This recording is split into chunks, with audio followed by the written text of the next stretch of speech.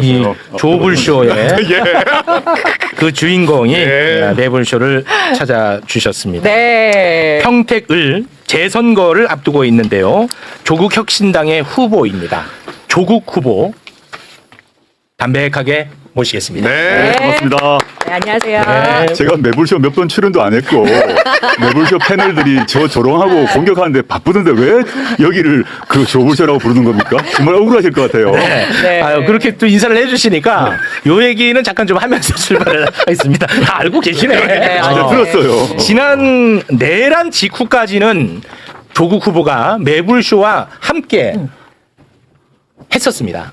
내란 직후까지. 그쵸, 내란 네. 전에 윤석열 정부와 싸울 때 함께 했었고 내란 직후 내란과 함께 싸울 때 함께 했었습니다. 네. 그러다가 대법 확정 판결이 나면서 이제 수감이 됐고요.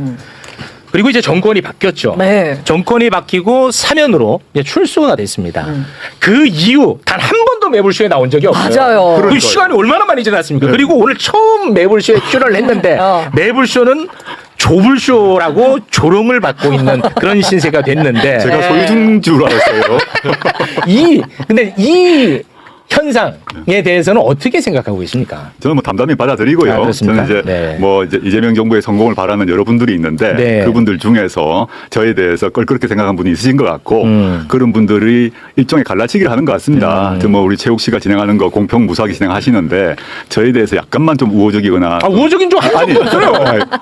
네, 한 적도 없어 저는. 오케이. 네. 그런 뉘앙스의 패널이 와서 발언해도 그에 대해서 댓글이 붙고 하는데 저는 과거 그런 경험 많이 했어요. 네. 과거 노무현 정부 때, 문재인 정부 때 그때 우리가 진짜 뭐 노무현이다, 찐 뭐 문재인이다 이러면서 갈라치기 하는 행태를 많이 봤기 때문에 그냥 네. 담담하게 받아들입니다. 아, 그래요? 농담한 겁니다. 네.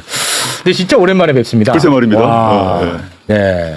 지금 평택에서 바로 올라오는 길입니다. 마치고 바로 가야 됩니다. 무지하게 바쁘실 텐데 일단 귀한 시간 내서 오셨으니까 그리고 매불쇼에 진짜 그야말로 너무너무 오랜만에 출연을 하셨으니까 일단 인사 한마디 좀 부탁을 드리겠습니다. 안녕하십니까. 매불쇼 시청자 여러분, 정말 오랜만입니다. 정말 까마득하게 느껴지는데 이렇게 초대해 주셔서 감사드리고요. 지금 평택을에서 재선거가 치러졌기 때문에 제가 뛰고 있습니다. 저희가 민주당에 비해서 조직세가 많이 약합니다만은 제가 뚜벅이 유세를 하면서 하루에 뭐 10,000보, 20,000보 걸으면서 시민들과 만나고 그 마음을 받아서 꼭 3표 차로 당선되고자 합니다. 네. 그 조국 후보님. 예. 조국 후보님이 조국 혁신당을 창당할 때 유시민 작가가 매불쇼에서 이런 말을 한 적이 있어요. 창당할 당시였습니다. 민주당하고 싸워서 이기려고 하면 진짜 무조건 질 거다. 그리고 앞으로 선거 기간이 언젠가 또 선거를 또 치러야 되고 그럴 테니까 그때마다 참 힘든 일이 될 거다. 이런 이야기를 했거든요. 유시민 네. 작가님은 저한테도 그런 얘기 많이 하셨고요. 제가 네. 오랜 친교가 있으니까요. 어린 시절부터. 저는 민주당과 싸우진 않습니다. 항상 연대 단결해왔고 그러나 민주당 후보 또는 민주당의 정책과는 논쟁할 것은 논쟁하고 싸울 것은 싸워야 한다. 그게 이재명 정부의 성공을 바라는 그 마음이고 네. 예컨대 과거 내란 전담재판법이라거나 최근에 있었던 공소청 중수청 법안 같은 경우 1안, 2안 정부 법안이 잘못됐지 않습니까? 그래서 최종적으로 3안 즉 대통령이 개입해서 정리했지 않습니까? 네. 그때 저와 조국혁신당은 1안, 2안이 틀렸다고 얘기했어요. 네. 근데 민주당 상당수 의원들은 침묵하거나 그 1, 2안을 옹호했죠. 근데 결과적으로는 저 입장이 맞았잖아요. 그런 네. 걸 가지고 민주당과 싸운다고 하면서 여기를 조불쇼라고 말하는 건 틀린 일이죠. 당사자가 조불쇼라고 하니까 이게 또 색다르네요. 네. 제가 그러면 이제 돈 벌어서 인수해야 되나 싶기도 하네요. 자, 그러면 그 조국 후보를 향한 뭐 여러 가지 비판과 비난 중에 가장 억울한 거는 뭐고, 뭐 다 아실 거 아니에요. 당사자니까. 가장 억울한 건 뭐고, 가장 뼈 아픈 건 뭡니까? 저에 대해서 이제 비난 중에 가장 억울한 것 중에 하나는 네. 뭐 당장 저의 지금 평택을에서 뛰고 계신 김영남 후보가 조국이 주가 조작 세력의 정점이라고 얘기하신 거죠. 과거에. 네, 과거에. 그러다가 요즘에 논란이 되니까 자신은 조국 일가라고 말했을 뿐이라고 말을 바꾸셨는데 그건 방송에 나와 있습니다. 그 만약에 이제 김영남 후보가 자신 있으시면 다음 매불쇼나 등등 방송에 나오셔서 네. 그때 했던 말 그대로 한 번 더 하시면 돼요. 조국은 주가 조작 세력의 정점이다를 그대로 한 번만 더 해 주십시오. 그럼 바로 법적 문제가 되거든요. 네. 본인은 거짓말 안 하시고 문제없다 하셨으니까 그 말 그대로 한번 해주시면 좋겠다 싶을 거예요. 네. 그게 이제 가장 억울한 비판 중에 하나고. 사모펀드 건으로 제가 도배가 되었고 2019년에 제가 주가 조작 세력의 정점이라고 공격했던 분들이 아주 많았고 전 주가 조작 세력으로 단 한 번도 기소가 된 적이 없어요. 그리고 일부 공직자윤리법으로 기소됐지만 다 무죄받았습니다. 그러니까 제 배우자 같은 경우도 주가 조작 혐의로 기소되지 않았습니다. 횡령 다 무죄 났고요. 네. 다른 차명 계좌로 유죄 났거든요. 저는 다 알고 있다고 봅니다. 그렇게 네. 말씀하시면 곤란하다 생각하고 네. 그게 자신 있으신 분은 그 말 그대로 나와서 하시면 돼요. 이제부터 네. 선거 기간 시작됐으니까. 네네. 뭐 그게 좀 그러네요. 근데 그거 이미 저는 다 지나갔고 그 점 가지고 따따부터 하고 싶지 않습니다. 지금은. 네. 알겠습니다. 그럼 가장 뼈 아픈 비판은 뭐라고 생각하세요? 야, 이거는 진짜 솔직히 나 좀 아프다. 근데 제가 2019년 이후로 이제 언론에서 비판을 했고 또 민주당에서 요구를 해가지고 제가 시민언론 민들레가 세워보았는데 그 시점에서 한 12번 사과를 했더라고요. 근데 그 뒤로 제가 여러 번 더 했기 때문에 최소 15번쯤 사과를 한 것 같습니다. 민주당에서도 사과를 요청해서 사과를 했습니다. 당시에. 또 한겨레 신문에서도 논설 사설 통해서 사과 요청해서 사과를 다 했고요. 그거 다 찾아보시면 됩니다. 당시 그 시점에 제가 이제 교수로서 저희 그 자식에게 다른 그 당시 시점에 청소년들이 얻지 못한 각종 인턴십 기회 제가 아는 사람 또는 뭐 저 직접 간접적 그런 걸 통해서 제공했다는 자체에 대해서 여러 번 사과를 한 바 있고 네. 그에 대해서 제가 항상 인정해갖고 또 사과하라면 또 사과할 것입니다. 저는 네. 공인이 된 이상 어떠한 검증도 회피해서는 안 된다 생각합니다. 네. 지금도 여전히 저에 대해서 그 비난할 수 있다고 보고 네. 그에 대해서 질문하시면 저는 인정할 거 인정하고 사과할 것입니다. 네. 소위 말하는 그 뭐 내로남불 프레임과 네네. 관련한 네네. 부분에 대한 입장을 또 말씀하신 것 네네, 같습니다. 그렇습니다. 그거는 솔직히 가장 뼈아픈 비판이다. 그렇죠. 제 스스로 흠결이고 성찰해야 될 부분이고요. 물론 네. 법률적으로 따질 게 있긴 합니다. 근데 그 얘기를 제가 하고 싶지 않다. 네. 그 시점에 뭐 저는 직접 관련되지 않습니다. 뭐 저의 배우자의 표창장 문제에 대해서 여러 가지 문제 할 수 있지만 네네. 일단 그런 얘기는 하고 싶지 않다. 네. 일단 그 넓게 봐서 제가 한 16번 사과를 했고 앞으로도 그 점에 있어서는 사과를 할 생각이고요. 네. 근데 그 점을 가지고 다투어야 될 시기는 아니라고 보고 네. 지금부터는 정치인 조국의 비전과 정책을 가지고 논의를 하는 게 맞다고 봅니다. 네, 알겠습니다. 국힘 제로를 표방하고 있지 않습니까? 그런데 어찌됐든 간에 또 민주당의 김용남 후보와도 경쟁을 할 수밖에 없는 처지입니다. 이제 그래서 제가 좀 궁금한 질문이 하나가 있는데 민주당을 지지하는 분들의 뭐 많은 분들은 김용남 후보를 이제 지지를 할 테고 그런데 이제 반면에 국민의힘에 굉장히 비판적인 생각을 갖고 있는 분들, 국힘 제로에 그 동조하는 분들, 이분들은 조국 후보에게 표를 줘야 될지 김용남 후보에게 표를 줘야 될지 굉장히 고심이 깊을 걸로 생각됩니다. 이런 분들에게 나 조국이어야만 이유가 뭐라고 설명하시겠습니까? 저는 지금 그 민주당 의석이 상당히 많지 않습니까? 네. 민주당 당적을 가진 정치인 한 명을 국회에 넣는 것이 중요한지 안 그러면 조국이란 정치인을 국회에 다시 복귀시키는 게 중요한지 판단을 해봐야 된다고 생각합니다. 저는 김영남 의원 뭐 개인적으로 잘 알지 못하지만 훌륭한 분이라고 생각합니다. 그렇지만 제가 아까 저 스스로도 검증 받아야 되고 평가 받아야 되거든요. 네. 그걸 회피할 수는 없습니다.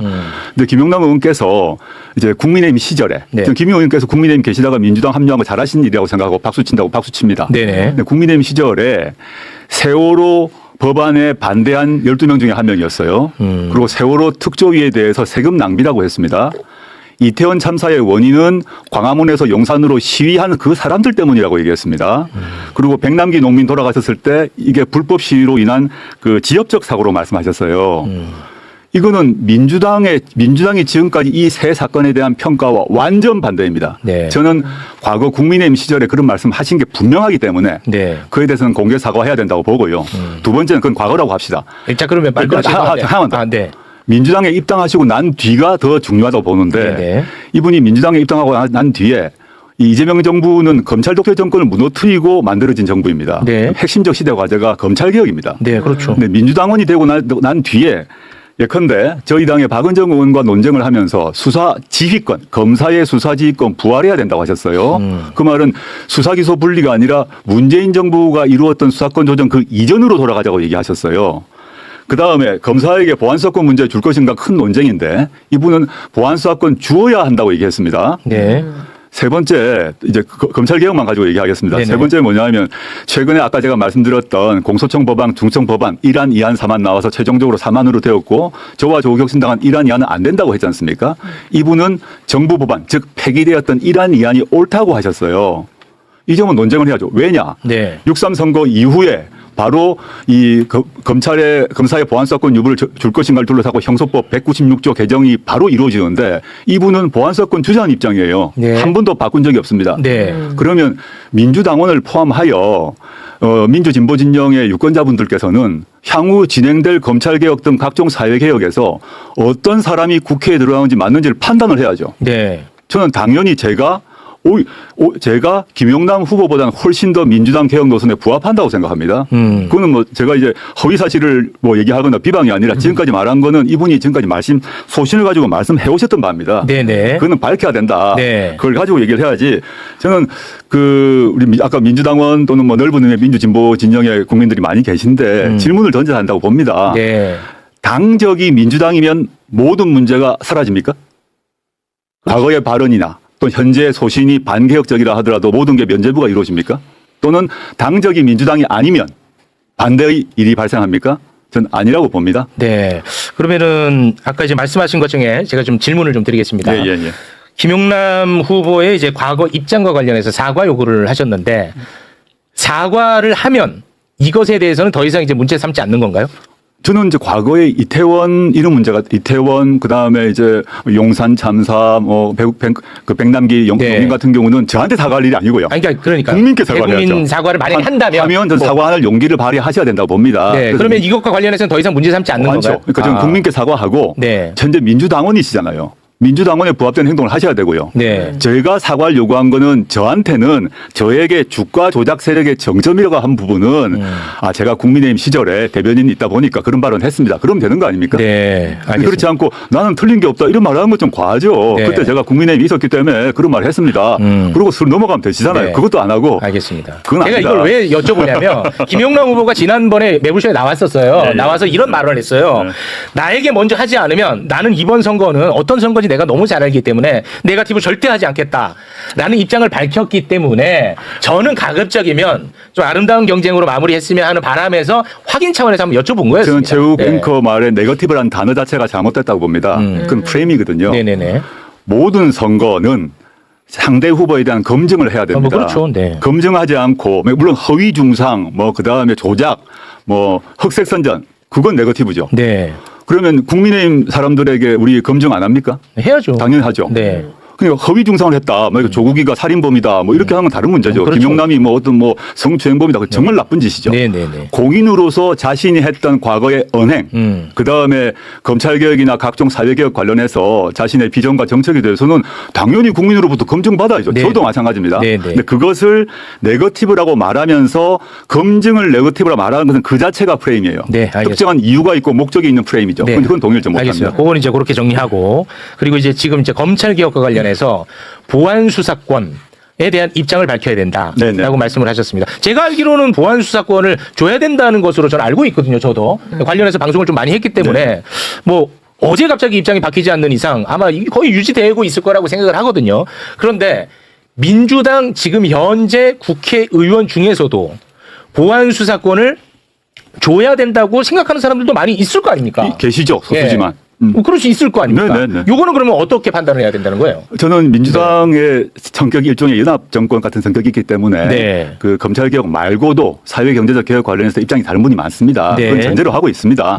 그걸로 문제 삼는 게 아니고 근데 여러 가지 정책에서 의견차가 강온 좌우가 있을 수밖에 없죠. 네. 그런데 검찰개혁 문제는 그거와 성격이 다른 과제입니다. 우리가 윤석열 검찰 독재 정권이라고 규정하고 그 정권과 싸워서 무너뜨렸어요. 과거에 우리가 전두환 군사 독재 정권이라고 규정하고 싸워서 감옥 가서 무너뜨리고 난 뒤는 군사 독재가 완전히 일어날 수 없도록 발본색원 했거든요. 네. 우리가 독재란 말을 그냥 서비스 차원에서 립 서비스를 한 게 아닙니다. 검찰 독재 정권이었어요. 그럼 검찰 독재가 부활하지 않도록 하는 것은 시대적 과제고 모든 최상위의 과제입니다. 그 점에서 그 민주당 안에서도 보안 수사권을 인정해 주자고 말하신 분이 계신 걸로 알고 있으나 네. 대통령을 포함해서 공식적으로 말씀하신 것, 그 대통령의 국정 과제 등에서는 분명하다고 보거든요. 그 점에서 저는 이제 뭐 매불쇼 자주 보지 못합니다만은 네. 최욱 앵커께서도 보안 수사권의 그 남용에 대한 예 여러 번 드신 거 제가 방송 본 적이 네, 맞습니다. 있는데 네. 이거는 논쟁의 문제가 아니라 팩트거든요. 그럼 이게 이런 보안 수사권을 저는 폐지를 하고 보안수사 요구권을 원칙으로 하고 매우 예외적인 범위 안에서 인정될 수 있는 부분이 사실 있습니다. 제가 법률가 출신으로 그렇게 접근을 해야 되는데 그런 의미에서 매우 극도로 제한적 범위 내에서 보안수사권을 인정하자라는 얘기가 아니라 보안수사권을 전면적으로 인정하자는 것이 김영란 후보의 의견입니다. 소신입니다. 그거는 네. 뭐 저의 주장이 아니라 네. 말씀하신 게 다 있기 때문에 게다가 심지어 수사 지휘권까지 부활하자고 하셨어요. 이거는 검찰 독재를 완전히 봉쇄하고 윤석열 같은 정치 검사들이 나타나지 못하도록 만들기 위해서는 필연적으로 해야 되는 제도적 1차 과제입니다. 이 점은 민주당에 몇 분 계시죠?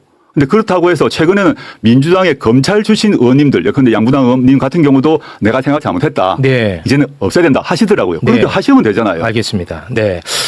매불쇼를 자주 보지 않는다는 말씀은 굉장히 달콤하게 들렸습니다. 달콤해요. 아, 오늘 가장 큰 쾌거가 아닌가 그런 생각을 해봅니다. 지금 굉장히 과열되고 있는 상황에서 야, 함께하는 분들도 숨죽여서 보고 있네. 맞아요. 이게 예. 조불쇼가 아닌가. 요놈들도 그렇게 보고 있는데. 하나만 더 말씀드릴게요. 네네네. 최근에 가장 뜨거운 이슈가 공소 취소 아닙니까? 안 그래도 이따가 여쭤보려고 말 나온 게 먼저 할게요. 네네네. 제가 사실은 민주당에서 공소취소 법안 이번에 특검 법안에 포함시켜서 제출했고 그걸 법안 자체는 아직 공개가 안 됐습니다. 그 의정 국회망에 안 떠 있는 상태인데 네네. 사실은 공소취소 문제를 제일 먼저 제기한 사람이 접니다. 네. 기록을 찾아보시면 작년 9월에 제일 제가 먼저 얘기했고 민주당이 재판중지법 만든다 그럴 때 그거 안 된다. 재판중지법 안 되고 공소취소로 가야 된다 해가지고 그 후로 청와대에서 재판중지법 중단하라고 지시하고 재판중지법 접었어요 그때. 제가 이제 공소취소를 계속 주장해왔어요. 네. 그런데 민주당도 지금 법안을 냈고 저는 물론 시기와 방법 경로는 법안은 좀 세밀하게 다듬어야 된다고 봅니다. 네네. 지금 언론 보도를 통해서 본 걸 봐서는 저로서는 이거 좀 다듬을 필요가 있겠다 생각하는데 그건 좀 뒤에 일이고 네네. 그냥 공소취소 필요성을 얘기했는데 공소취소 이 사안은 대장동 사건 아닙니까? 네. 지난번에 며칠도 안 됐죠.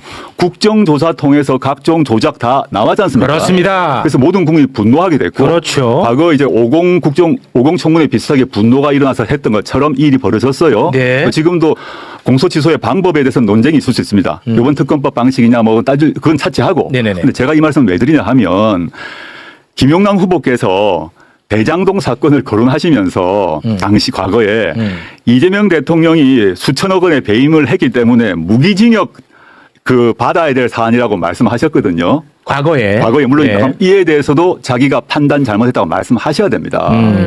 지금 침묵하시고 있는데 네. 저는 공인은 특히 선거에 나온 공인은 자신이 과거에 발언 중에 잘못된 건 잘못했습니다. 네. 내가 그때 이랬습니다. 정리를 하셔야죠. 네. 지금 답을 안 하시잖아요. 이런 질문에 대해서. 이건 네거티브가 아니죠.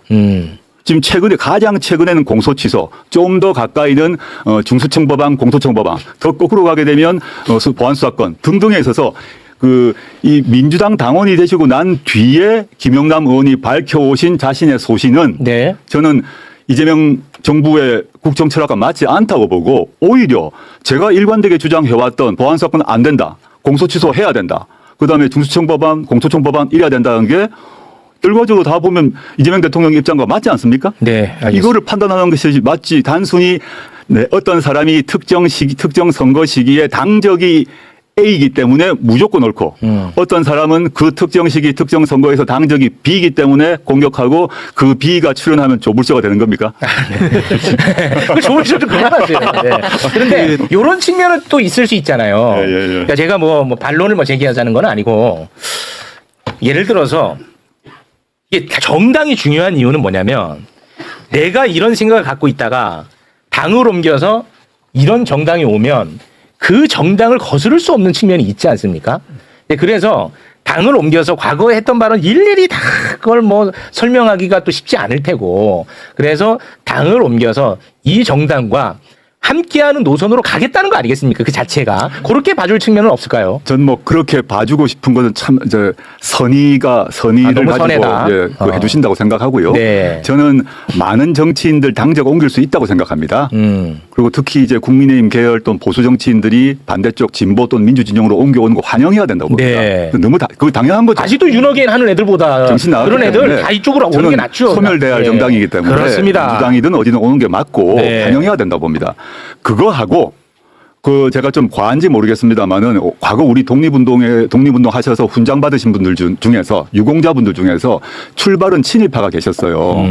친일파다가 안 된다 해서 독립운동 하시고 지금 우리 다 독립운동 유공자분이 계십니다. 그거 좋은 일 아닙니까? 네. 좋은 일이죠. 좋은 일이죠. 근데 그 사람 보고 너 옛날에 친일은 이런 얘기 안 합니다. 근데 그분들은 친일하다가 독립운동으로 넘어올 때 자기가 이거 잘못했습니다. 그리고 앞으로 이렇게 하겠습니다. 라고 다 했어요. 네. 그게 너무 당연하다. 이게 일반 사인은 네, 보통 네. 시민은 이제 내가 A 정당 지지하다가 B 정당 지지하다가 얼마든지 바꿀 수가 있습니다. 네. 그래서 비난할 수 없는데 알겠습니다. 공인은 그렇게 해서는 안 된다. 공인은 공적 발언과 공적 행동을 하고 네. 그에 대해서 잘못했으면 잘못했다 하고 네, 네. 그다음에 그걸 가지고 논쟁해야 민주주의가 발달하는 거 아닙니까? 네. 그냥 두루뭉실 넘어갈 수는 없죠. 알겠습니다. 그 팩트의 문제와 정치 노선의 문제는 구별을 해야 된다고 보는데요. 과거에 저는 타당에 있더라도 실제로 뭐 이태원 참사라든가 세월호 이런 것에 대해서 황당무계한 이야기한 거는 섞고 대제해야 되는 거예요. 네네. 정치인이 당적을 바꿨다고 해서 그런 일륜적인 것에 대한 시각의 행위가 바뀌지 않는 겁니다. 그건 이제 보편적 저는 이 부분에 가치니까. 대해서 김용남 의원이든 뭐 네. 전에 지적하셨던 이모 의원이든 이거 끝까지 정치인은 상처처럼 따라가는 거예요. 네. 이거 끝까지 사과해야 되는 부분이라는 거고 네네. 그다음에 이제 대표님 말씀하신 분 중에 검찰개혁 부분에 이런 부분들은 이제 노선의 차이니까 이거는 이제 김용남 의원하고 이제 대표님하고 또 생각이 다를 수 해야 될 있고. 부분이다. 저는 뭐 그렇게 생각 다를 수 보여지고요. 있고 거기에 따라서 투표를 또 달리하면 되는 거고. 그렇죠. 네. 그렇죠. 정당은 동의합니다. 이제 말씀에 어쨌든 이제 동의합니다. 정당의 당의 결사체이기 때문에 네. 김용남 의원이 민주당 소속이기 때문에 기존에 있었던 것들 버리고 네. 버리는 절차를 본인도 거쳐야 되고 민주당 의견에 따라야 되는 거고 그리고 또 뭐 저 같은 경우는 이제 민주당 당적이 있으니까 이제 김용남 의원을 지지를 하는 거고 뭐 그렇게 이제 그런 순서로 봐야 되고 당연하죠. 이제 네. 대표님께 드리고 싶은 이야기는 이거예요. 대표님 이야기를 들어보면은 사실은 대표님은 그냥 지금 민주당에 오셔야 돼요. 예? 왜냐하면은 이재명 정부의 성공이라든가 민주당 내에 이른바 검찰개혁 노선, 사법개혁 노선에 대해서 잘못된 판단들을 하고 계신 분들에 대한 견제, 논쟁 이런 것들을 지금 상생적으로 하시겠다는 취지를 말씀하셨지 않습니까? 네. 그건 같은 당인 거예요, 사실은. 그거 어떻게 가는 거예요, 민주당? 넓게 봐서 네. 민주당과 조국혁신당이 넓은 민주진보 진영의 큰 지붕 안에 다 합당 얘기 있죠. 그만해. 다음에. 아니. 아우, 나 이 힘들어. 말씀을 해야 될 것 같습니다. 근데 지금 이제 우리 뭐 박평론가님 말과 말고 별도로 그렇게 말씀하신 중에 일부가 합당을 정청래법 합당 제안하셨잖아요. 근데 합당이 아예 논의도 진행되지 않고 민주당 내부의 분란 속에서 끝났지 않습니까? 그때 그런 말씀하시는 분들이 합당을 반대하셨잖아요. 합당 논의로 그때는 그만해요. 합당을 다음에. 반대해놓고 제가 이제 그때는 합당을 반대해놓고 지금은 조국은 대통령의 이제 민주당답다라고 말씀이라든가 얘기하시는 거죠. 대통령의 말씀의 흐름을 말씀드리는 거예요. 교수님! 조건이라든가 논쟁해야 될 거리 없는 합당인 거예요, 사실은. 네, 그러니까 저는 이 말씀입니다. 합당 끝났고 앞으로 6.3 이후에 8월 전대를 앞두고 민주당에서 합당 논의가 나올 거라고 저는 예상합니다. 그러면 또 이제 갈등이 되는 거예요. 예, 제 말은 그래서 교수님, 나 좀 살려주이소. 아니 그러니까 이제 제가 이걸 짚어야 되는 게 아니, 저도 이제 합당 반대론자로 몰려 있는데 합당 반대론자가 아니라 다른 게 없는데 뭘 특별히 해야 될 게 없고 조건을 걸어서 토론할 거리가 없는 거예요. 우리 뭐 특정인을 말씀해서가 아니라 그 네. 시점을 돌아보면 아이고. 그 시점에는 절대 조국은 빨갱이다, 토지공개념 빨갱이다 하면서 그게- 합당 반대를 하신 그렇게 분들이 반대하신 분들이 이상한 분들이 그래. 그때는 네. 그렇게 하셨어요. 야, 있었죠. 그리고 저하고 정청래 저는 그런 분이 아니라는 이야기를 제가 아닙니다. 이야기 예. 네. 그렇게 하고 저하고 정청래 대표가 밀하겠다고 하셨어요. 네, 그래서 후보님. 합당을 못하게 했어요. 후보님. 해놓고 알았어요, 지금 후보님. 뭐라 그러냐면 후보님. 아니 왜 알았어요. 지금 후보님. 왜 같은 당인데 참. 그거는 말이 안 맞잖아. 후보님, 제가 아주 그냥 좀 사사롭게 하나 예. 좀 여쭤보고 싶은 게 있어요. 후보님이 뭐 기분 나쁠 수 있는데 괜찮습니다. 이런 세간의 평가가 있어서 제가 드리는데 예. 후보님은 후보님에 대한 비판을 뭐 물론 누구나가 내 비판은 다 싫지. 근데 유독 거기에 대해서 조금 더 불편해 하신다라는 의견들이 좀 존재하더라고. 예를 들어서 뭐 그런 주장할 수 있죠. 그러니까 예를 들어서 뭐 과거에 뭐 같은 생각을 하고 같은 길을 가던 사람들도 조금 비판하면 뭐 SNS 친구를 뭐 끊는다든지 뭐 그런 이제 여론이 좀 존재하더라고요. 오신다고 해서 막 여론 취합을 좀 해봤는데 거기에 대한 평가는 어떤? 좀 기억이 없습니다. 네. 제가 SNS 친구 끊은 사람은 저에 대해서 허위 주장을 올린 분들은 허위 끊었습니다. 주장. 네. 그리고 저나 저희 가족에 대해서 입에 담을 수 없는 말을 한 분들 이제 그분들과 친구를 맺어야 됩니까? 제가 왜 그렇게 살아야 되죠? 그렇진 않다는군요. 예, 아무튼. 물론 저에 대해서 비판하는 걸 좋아하는 사람은 아무도 없는데 없죠. 제가 아까도 말씀드렸습니다마는 제가 2019년 이후에 뭐 우리나라에서 비판의 양으로 봐서는 네. 아마 1등, 2등 그건 다를 맞습니다. 정도로 받았고요. 네. 그래가지고 그 비판한 분들에게 사적으로 해코지하거나 네. 비난한 적은 한 번도 없습니다. 그건 제가 공인으로 감당해야 하기 때문이에요. 네. 법무부 장관으로 후보로 감당했고 지금도 마찬가지고요. 네. 그걸 가지고 뭐 우리 뭐 꽁하니 우리 박 교수님한테 제가 뭐라 한 적이 있습니까? 저는 뭐 그런 공공성 비판한 적이 알겠습니다. 없습니다. 지금 이제 너무 뜨거워져가지고 네. 잠깐 좀 민심 잠깐 좀 살펴보고 가도록 하겠습니다. 일단은 평택을 재선거 후보자 얼굴부터 잠깐 쓱 한번 볼까요? 요렇게 이제 좀 어마어마합니다. 진짜. 네, 진짜. 와, 치열하다. 예. 진짜. 이거 하나만 잠깐 요렇게까지 어마어마한 경쟁 구도가 될 걸로 생각을 하셨습니까, 후보님? 와, 이거는 진짜 엄청나거든요. 저는 뭐 볼 때. 제가 그 뛰어들기 전에 김영남 후보는 결정하시기 전이었지만 유이동 후보가 될 거라고 생각을 했고 원래 저부터 뭐 5파전 된다고 상정하고 뛰어들었고 제가 출마 선언하기 전에도 다자구도 하에서 3% 이기겠다는 말을 여러 번 했습니다. 네. 그래서 저 구도는 전제된 것입니다. 알겠습니다. 자, 그럼 민심 한번 좀 살펴보죠. 조 대표님, 예. 위험 요인부터 들으시겠습니까? 기회 요인부터 뭐 드리겠습니다. 마음 편하게 하십시오. 옆에 계시니까 좋은 소식부터. 편하게 하십시오. 5페이지를 보시면은 자, 좋은 소식. 네, 인천일보가 이제 여론조사 한길리서치에 의뢰한 겁니다. 여기에 보시면은 5페이지에 보시면 범여권 단일후보 적합도에서 조국 대표님이 김영남 의원님을 소폭 오차범위 내에서 앞서는 그런 결과가 나왔습니다. 이건 이제- 단일 후보 적합도? 네네. 단일 후보 적합 범여권. 만약에 이제 1대1 구도가 될 경우에는 보수도 단일화해야 되고 진보도 단일화해야 되니까 네. 이런 긍정적인 소식을 먼저 전해드리고 이제 네. 약간은 이제 아픈 소식일 수 있는데 좀 아픈 소식. 바로 4페이지에 보시면은 전체 다자 구도에서는 김영남 후보가 조금 앞서기 예, 시작했습니다. 네, 결과가 맞습니다. 나타났습니다. 차이가 많이 났네. 왜냐하면 민주당 지지율이 이 지역에서 이제 높잖아요. 아무래도 네. 조국혁신당보다는 당 지지율에 좀 차이가 나기 때문에 네. 이게 이제 5월 1, 2일 조사한 거고 그 전에 조사한 내용은 뉴스토마토, 미디어토마토 조사인데 이 조사에서는 격차가 이제 그보다는 좀 작습니다. 김영남 후보가 28.8%, 그다음에 유이동 후보가 22.5%, 조국 후보님이 거의 비슷한 22.2%, 적극 투표층에서는 조국 대표님이 이제 2위로 조금 더 올라가는 모습이었고요. 네. 그 이전 조사에서는 조국 대표님 좀 앞선 조사도 있었는데 호칭을 좀 후보로 부탁드릴게요. 네, 조국 후보님. 네. 그래서 초반에는 조국 후보님이 이제 오차범위 내에서 뭐 1위를 달리는 조사들이 있었고 이제 점점 김영남 후보 확정이 되면서 일종의 컨벤션 효과, 그다음에 민주당 지지율 또 없고 김영남 후보님이 또 달리다 보니까 최근 들어서는 조금 상승했다. 근데 이제 범여권 단일 후보 적합도에서는 조국 후보님이 또 오차범위 내에서 앞서는 조사 결과도 있었다. 네. 이런 소식을 전해드립니다. 어떻습니까? 민심을 보셨는데요. 저는 이제 여러 언론에서 비슷한 질문을 하던데요. 최근에 뭐 제가 오차범위 안에서 1등한 것도 있고 뭐 2등한 것도 있는데 이게 사실은 우리 뭐 이백수 대표님 너무 잘 아시겠습니다만 이 시점에 여론조사가 별 의미가 없습니다. 지는 사람들이 꼭 이런 얘기합니다. 아니, 두고 보시죠. 어. 한 달쯤 뒤에 여론조사가 중요하다고 저는 생각을 하고 있고요. 네. 왜냐하면 지금은 이제 김영남 후보가 최근에 확정되면서 민주당 당원들의 결집이 높아지고 있고요. 네. 그리고 또 물론 그 전에 민주당에 대한 강한 지지율 이게 이제 일종의 그 밴드웨건 효과 이런 걸 받고 있다고 보이고, 그리고 조국신당은 조직세가 뭐 민주당에 비해서 한 10분의 1밖에 안 되거든요. 네. 그래서 뭐 응답률 등에 있어서도 비교가 할 수 없다고 생각합니다. 근데 저는 이제 제가 그 뚜벅이 유세를 한 지 한 뭐 2, 3주밖에 안 됐는데 저는 뭐 김영남 후보보다 먼저 왔지 않습니까? 그렇죠. 먼저 평택에 와서 뛰고 있는데 매일매일 이 민심의 역동적 변화가 느껴집니다. 지금 제가 좀 과장해서가 아니라 네. 그 전까지는 제가 뛰어들기 전까지는 평택은 조용한 정치 구도였어요. 네. 그런데 제가 뛰어들면서 이 민심이 요동치는 걸 느끼고 평택이 아주 넓은 땅입니다. 거기서 도시지역, 고덕 도시지역부터 해서 서쪽에 서평택의 약간 농촌 지역까지 정말 제가 경로당을 찾아갔는데 한 80대 어르신이 저에 대한 얘기를 막 하시면서 다 하시더라고요.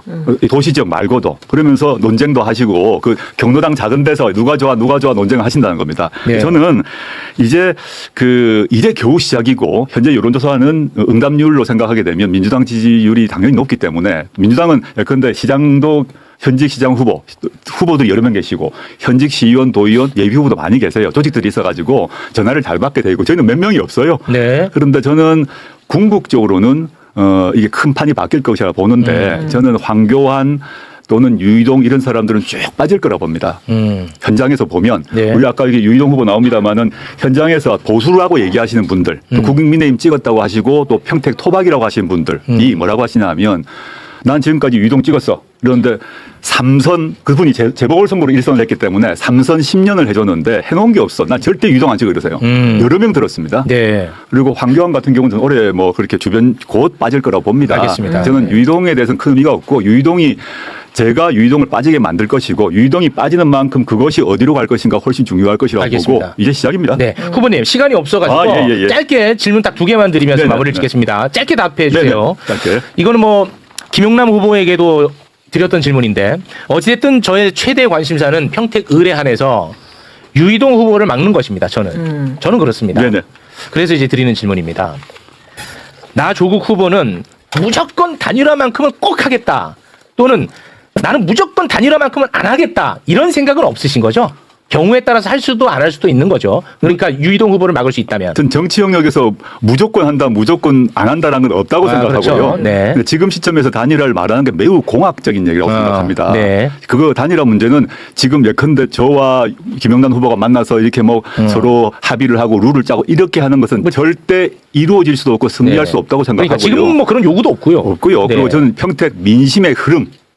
그 흐름이 제일 중요하고 네. 그 흐름이 자연스럽게 한쪽으로 몰아가는 것을 저는 평택 시민들이 만들 거라고 봅니다. 알겠습니다. 네. 제일 중요한 질문 드리겠습니다.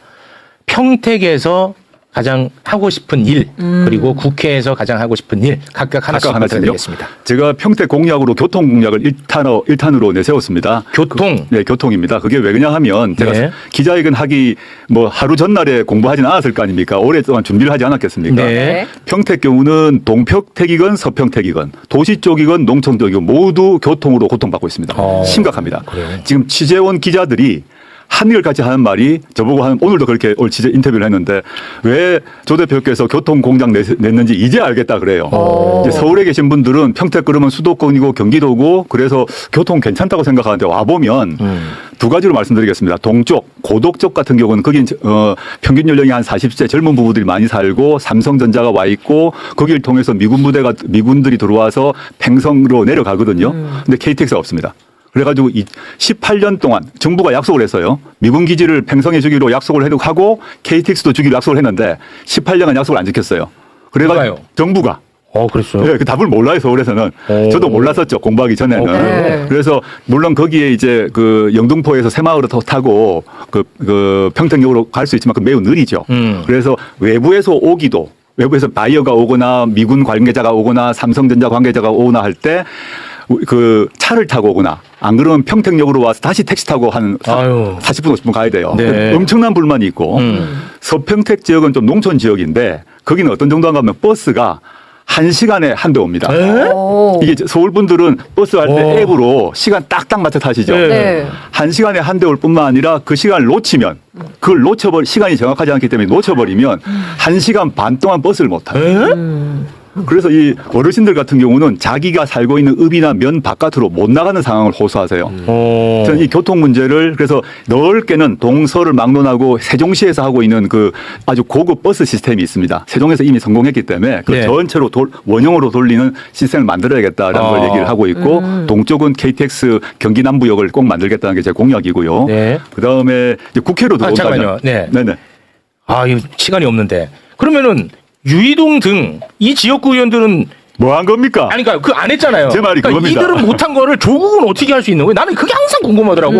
아니 이렇게 중요하고 이렇게 원하는 것이 있으면 네. 내가 당선되기 위해서라도 할 것 같은데 왜 그들이 못하는 거를 조국은 어떻게 할 수 있는 거예요? 일단 할 수 있다고 생각하고요. 제가 구체적인 계획은 밝혔는데 밝혔어요? 일단 유이동 후보는 제가 조사한 바에 따르면 네. KTX건 제가 말한 그 세종시 시스템의 광역버스 체제든 간에 평택의 교통 문제에 대해서 본회의 상임위 등의 질문을 한 바가 없습니다. 우선순위가 밀려 있다고 질문 자체를 한 바, 부서 대상으로 질문을 하지 않았어요. 그래요? 관심이 없으세요. 관심이 없었다. 그리고 계획 같은 경우는 제가 아마 최초로 할 수 있을 것 같은데 지금까지 국토부와 LH 평택시가 서로에게 핑퐁을 해서 미뤄왔습니다.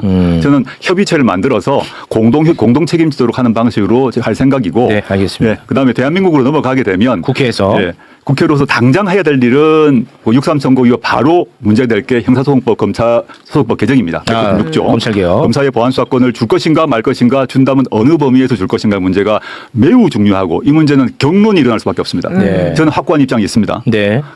저는 이제 뭐 국민의힘 얘기할 필요가 없고요. 민주당 내에서도 입장이 이제 갈릴 것이거나 침묵하실 것인데 저는 이 문제를 하지 않으면 저는 이재명 정부의 성공 정권 재창출 문제도 만만치 않다고 보기 때문에 확고하게 할 생각이고요. 네. 그다음에 사회 경제적으로는 제가 창당을 하면서 저의 기치 중에 하나로 내세웠던 게 신토지 공개념, 사회권 강화, 그다음에 주택 문제와 관련해 가지고 그 이제 고품질 공공임대주택을 대거 짓는 것 이런 정책이 있습니다. 이건 또 너무 전문 영역 같아서 나중에 당선되면 여기 와서 말씀드리고 싶습니다. 네, 네. 알겠습니다. 자, 그러면 뭐 이 정도 선에서 좀 마무리를 짓고 하는데 혹시 뭐 궁금한 거 있어요? 아니요, 다 들었습니다. 다 들었어요? 네. 지난번에 김용남 후보도 나왔고 네. 오늘 이제 조국 후보가 또 나왔습니다. 두 후보가 또 매불쇼에 노크를 한다면 또 한 분을 모시면 한 분 또 모실 수밖에 그렇죠. 없어요. 예. 네, 그럴 수밖에 없지 않습니까? 양자 토론해 주시죠. 아, 그것도 좋고요. 그때는 두 분에게 다 불편한 질문을 하도록 하겠습니다. 네. 네. 고맙습니다. 네. 저는 최대한 좀 세상에 그렇게 그럴 수는 없겠지만 최대한 으쌰 경쟁. 요거를 좀 원하는데 네. 그것도 그럴 수는 없겠죠. 하나만 말씀드릴게요. 네. 단일화 이야기 안 하셔도 돼요. 지금 평택이 한국 사회의 유권자 지형에서 정말 저는 근본적이고 좋은 변화를 만들어주고 있다고 봅니다. 제 생각에는 조국 후보와 김용남 후보가 끝까지 1, 2를 다툴 가능성이 높기 때문에 네. 단일화 이야기 안 해도 됩니다. 네, 알겠습니다. 실제로 뭐 지금은 단일화 요구도 없어요. 네. 실제. 알겠습니다. 자, 오늘은 여기서 좀 마무리를 지을까 하는데요. 오늘은 뭐 조불쇼 얘기는 없겠지. 오늘 뭐 그럴 게 없잖아. 그래도 공격할 것 같은데. 근데 내가 또 이렇게 하면서도 네. 약간 또 좀 미안한 느낌도 있어요. 저를 출연 네. 이제 뭐 진짜 엄청나게 오랜만에 출연시켜 주셨는데 네. 또 조불쇼 공격하면 또 출연 안 시켜줄 거 아닙니까? 아니, 뭐 그렇게 사사롭게 하진 않는데 네. 뭐 조불쇼를 내가 아니라고 하면 뭐 마치 그 조국 혁신당이나 조국 대표가 무슨 뭐 세상에 절대 악도 아닌데 내가 막 그래서 그런 게 아니에요. 예. 예, 이거 이런 해명도 내가 해야 되는지 모르겠는데 그런데, 그게 아니라 예. 관계가 없으니까 없다고 하는 거야. 그냥. 그런데도 불구하고 놀랍게도 조부쇼라고. 조불쇼가 또 아이고. 놀랍게도. 네, 알겠습니다.